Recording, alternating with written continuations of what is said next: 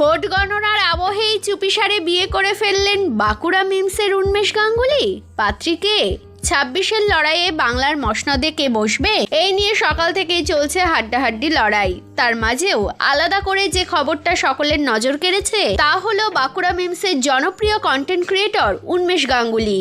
গতকাল রাত থেকে নেট মাধ্যমে আচমকাই ভাইরাল হয়ে যায় সকলের প্রিয় ঘতনের আইবুড়ো ভাত খাওয়ার ছবি। আর তা দেখেই সকলের মধ্যে শুরু হয়েছে উন্মেষ গাঙ্গুলির বিয়ের জল্পনা।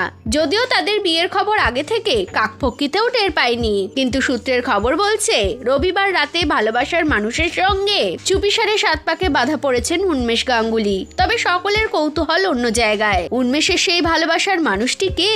জানা গেছে পাত্রীর নাম মধুবন্তী বন্দ্যোপাধ্যায়। পেশায় তিনি নাট্যকর্মী এবং অভিনেত্রী। অতীতে একাধিকবার উন্মেষের ভিডিওতে তাকে দেখা গিয়েছে।